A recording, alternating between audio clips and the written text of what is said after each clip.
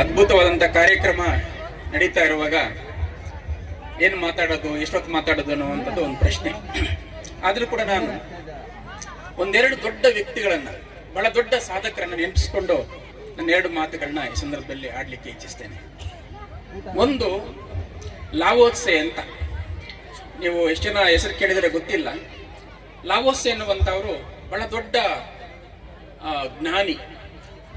ಸುಮಾರು ಒಂದು 2,500-3,000 ವರ್ಷಗಳ ಹಿಂದೆ ಇದ್ದಂಥ ಒಬ್ಬ ವ್ಯಕ್ತಿ.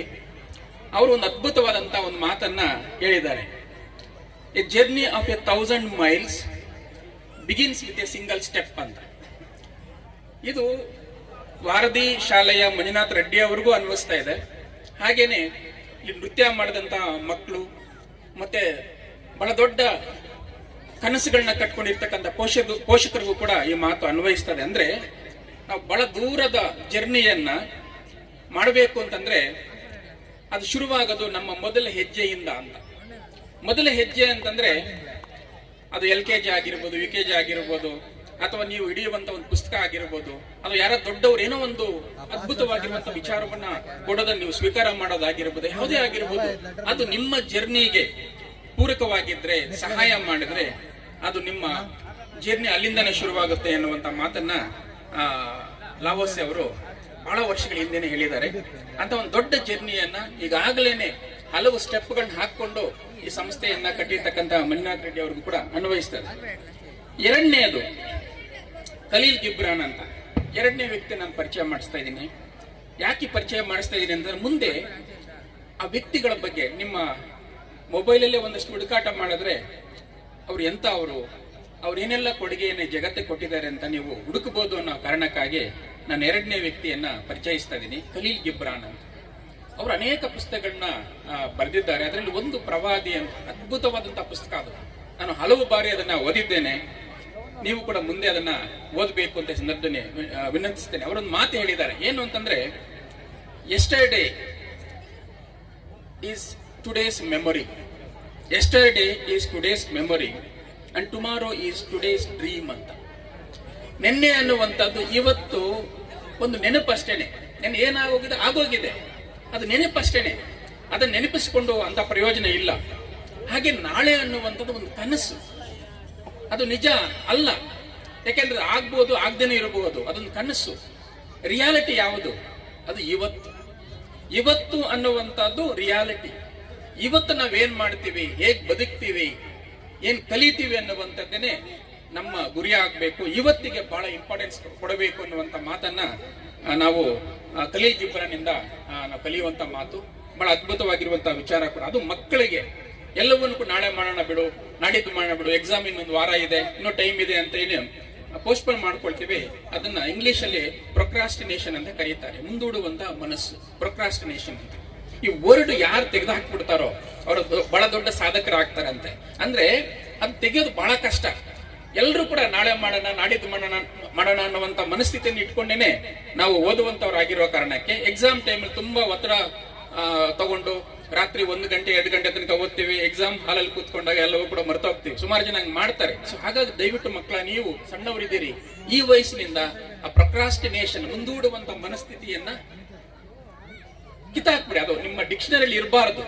ಸೊ ಅದು ಕೂಡ ಬಹಳ ಮುಖ್ಯವಾಗಿರುವಂತ ಒಂದು ವಿಚಾರ ಅಂತ ನನಗೆ ಅನಿಸ್ತದೆ. ಕೊನೆಗೆ ನಾನು ತುಂಬಾ ವಿಷಯಗಳನ್ನ ನೋಟ್ ಮಾಡ್ಕೊಂಡು ಬಂದಿದ್ದೆ, ಆದ್ರೆ ಒಂದು ವಿಷಯ ಹೇಳ್ಬಿಟ್ಟು ನಾನು ಮುಗಿಸ್ಬಿಡ್ತೀನಿ. ಒಬ್ರು ರಾಬಿನ್ ಶರ್ಮಾ ಅಂತ, ಎಷ್ಟು ಜನ ಕೇಳಿದ್ರು ಅದು ನನಗೆ ಗೊತ್ತಿಲ್ಲ. ರಾಬಿನ್ ಶರ್ಮಾ ಅನ್ನುವಂಥವರು 100 ಪುಸ್ತಕಗಳನ್ನ ಬರೆದಿದ್ದಾರೆ. ಅದರಲ್ಲಿ ನನಗೆ ಬಹಳ ಇಷ್ಟವಾದಂತ ಒಂದು ಪುಸ್ತಕ 5 AM ಕ್ಲಬ್ ಅಂತ. 5 AM ಕ್ಲಬ್ ಅಂತ. ಯಾರು ಬೆಳಗ್ಗೆ 5 ಗಂಟೆಗೆ ಎದ್ದೇಳ್ತಾರೋ, 5 ರಿಂದ 6 ಗಂಟೆ 1 ಅವರ್ ಇದೆಯಲ್ಲ, ಯಾರು ಬಹಳ ಎನರ್ಜೆಟಿಕ್ ಆಗಿ ಅದ್ಭುತವಾಗಿ ಆ 1 ಅವರ್ ಅನ್ನ ಬಳಸ್ಕೊಳ್ತಾರೋ ಅವರು ಬಹಳ ದೊಡ್ಡ ಸಾಧಕರಾಗ್ಬಿಡ್ತಾರಂತೆ. ಅದಕ್ಕೆ ಅವರು ಒಂದು ಪುಸ್ತಕವನ್ನೇ ಬರೆದಿದ್ದಾರೆ, 5 AM ಕ್ಲಬ್ ಅಂತ. ಅದು ಎಲ್ಲ ದೇಶಗಳಿಗೂ ಅನ್ವಯವಾಗುವಂತದ್ದು. ಮತ್ತೆ ಎಲ್ಲ ದೇಶಗಳಲ್ಲೂ ಕೂಡ 5 ಗಂಟೆ ಅನ್ನುವಂಥದ್ದು ಬರುತ್ತೆ ಅಲ್ವಾ, ಅರ್ಲಿ ಎದ್ದೇಳೋದು ಅಂತ ಅಷ್ಟೇ. ಅದು ಸಿಂಪಲ್ ಆಗಿರುವಂತದ್ದು. ಸೊ ರಾಬಿನ್ ಶರ್ಮಾ ಅವರು ಬರೆದಿರುವಂತಹ ಪುಸ್ತಕವನ್ನ ನೀವು ಓದಕ್ಕಾಗುತ್ತೆ ಇಲ್ಲ ಈ ಕ್ಷಣಕ್ಕೆ, ಆದ್ರೆ ಮುಂದೆ ಅದನ್ನು ಓದಿ. ಹಾಗೆ ಅವ್ರು ಹೇಳುವಂತ ವಿಚಾರ ಇದೆಯಲ್ಲ, ಬೇಗ ಎದ್ದೇಳಬೇಕು, ಎದ್ದ ತಕ್ಷಣ ನಾವು ಪಾಸಿಟಿವ್ ಎನರ್ಜಿಯನ್ನ ಏನೋ ಮೈಗೂಡಿಸ್ಕೊಂಡು ಏನೋ ಒಂದು ಆ ದಿನದ ಒಂದು ಪ್ಲಾನ್ ಹಾಕೊಳ್ಳೋದು, ನಾಳೆ ಏನ್ ಮಾಡಬೇಕು ಅನ್ನೋ ಒಂದು ಪ್ಲಾನ್ ಹಾಕೊಳ್ಳೋದು, ಈ ಪ್ಲಾನಿಂಗ್ ಅನ್ನುವಂಥದ್ದು ಇದೆಯಲ್ಲ, ಆ ಪ್ಲಾನಿಂಗ್ಗೋಸ್ಕರನೇ ಒಂದು ಪುಸ್ತಕವನ್ನು ಕೂಡ ಮಂಜುನಾಥ್ ರೆಡ್ಡಿ ಅವರು ನಿಮ್ಗೆಲ್ಲ ಕೂಡ ನಿಮ್ಮ ಮಕ್ಕಳಿಗೆಲ್ಲ ಕೊಡಿಸಿದ್ದಾರೆ. ಅದು ಒಂದು ಗೇಮ್ ಚೇಂಜರ್ ಅಂತ ನಾನಾದ್ರೂ ನಂಬಿದ್ದೇನೆ. ಅನೇಕರಿಗೆ ಪ್ಲಾನಿಂಗ್ ಸೆನ್ಸೇ ಇಲ್ಲುವಂತಹ ಜಗತ್ತಲ್ಲಿ ಪ್ಲಾನ್ ಅನ್ನ ಮಾಡ್ಕೋಬೇಕು ಅನ್ನುವಂತ ಒಂದು ಆಲೋಚನೆ ಇದೆಯಲ್ಲ, ಆ ಆಲೋಚನೆ ಇಟ್ಕೊಂಡೇ ಒಂದು ಪುಸ್ತಕವನ್ನ ನಾವೆಲ್ಲ ಕೂಡ ತಯಾರು ಮಾಡಿದೀವಿ. ಆ ಪುಸ್ತಕವನ್ನ ಈ ಶಾಲೆಯ ಮುಖ್ಯಸ್ಥರು ಈಗಾಗಲೇ ಒಂದಷ್ಟು ಜನ ಮಕ್ಕಳು ಕೊಟ್ಟಿದ್ದಾರೆ. ನೀವು ಒಂದು ವಾರ ಅಲ್ಲ, 15 ದಿನ ಅಲ್ಲ, 40 ದಿನ ಮುಂಚೆ ನಿಮ್ಮ ಪ್ಲಾನ್ ಅನ್ನ ಮಾಡ್ಕೋಬೇಕು. 40 ದಿನಗಳ ಮುಂಚೆನೆ ನೀವು ಏನೇನ್ ಮಾಡಬೇಕು ಅಂತ ಒಂದು ಯೋಜನೆಯನ್ನು ಹಾಕೊಂಡ್ರೆ ಖಂಡಿತವಾಗಿ ನೀವು ನಿಮ್ಮ ಸಮಯವನ್ನ ಹಾಳು ಮಾಡ್ಕೊಳ್ಳಕ್ಕೆ ಸಾಧ್ಯನೇ ಇಲ್ಲ. ನಿಮ್ಮ ಸಮಯವನ್ನ ಸರಿಯಾಗಿ ಬಳಸ್ಕೊಳ್ತೀರಿ. ಟೈಮ್ ಅನ್ನೋದು ಬಹಳ ದೊಡ್ಡ ರಿಸೋರ್ಸ್, ದುಡ್ಡಲ್ಲ, ರಿಸೋರ್ಸ್ ಅಲ್ಲ, ಅದು ಬಹಳ ದೊಡ್ಡ ರಿಸೋರ್ಸ್ ಯಾವುದು ಅಂದ್ರೆ ಸಮಯ, ಟೈಮ್ ಇದೆಯಲ್ಲ. ಅಂತ ಟೈಮ್ ಅನ್ನ ಸರಿಯಾಗಿ ಬಳಸ್ಕೊಳ್ಳೋದಕ್ಕೆ ನಿಮಗೆ ಒಂದು ಪ್ಲಾನರ್ ಇದೆ. ನಾನು ಗೊತ್ತಿರೋ ಹಾಗೆ ಕೆಲವೇ ಸ್ಕೂಲಲ್ಲಿ ಅದು ಆ ಅವಕಾಶ ಸಿಕ್ಕಿದೆ. ಈ ಸ್ಕೂಲಲ್ಲಿ ಮಂಜುನಾಥ್ ರೆಡ್ಡಿ ಅವರು ದೊಡ್ಡ ಮನಸ್ಸು ಮಾಡಿ ಆ ಪ್ಲಾನರ್ ಅನ್ನ ಕೊಡಿಸಿದ್ದಾರೆ. ಅದನ್ನು ಸರಿಯಾಗಿ ಬಳಸ್ಕೊಳ್ಳಿ. ಅದನ್ನ ಹೇಗೆ ಬಳಸ್ಕೊಳ್ಳೋದನ್ನು ಬೇಕಾದ ನಾನು ಇನ್ನೊಂದ್ಸಲಿ ಬಂದು ಕೂಡ ಅದನ್ನ ಮಕ್ಕಳ ಜೊತೆ ಮಾತಾಡ್ತೀನಿ. ಸೊ ಇವತ್ತಿಗೆ ಸಾಕು ಅಂತ ಅನಿಸ್ತದೆ, ಯಾಕಂದ್ರೆ ನೀವು ತುಂಬಾ ಚೆನ್ನಾಗಿ ಡಾನ್ಸ್ ಮಾಡ್ತಾ ಇದ್ರಿ. ನೋಡುವಂತ ಆಸೆ ನಮಗೂ ಇರೋದ್ರಿಂದ ನನ್ನ 2 ಮಾತನ್ನ ಮುಗಿಸ್ತಾ ನಮಸ್ಕಾರ.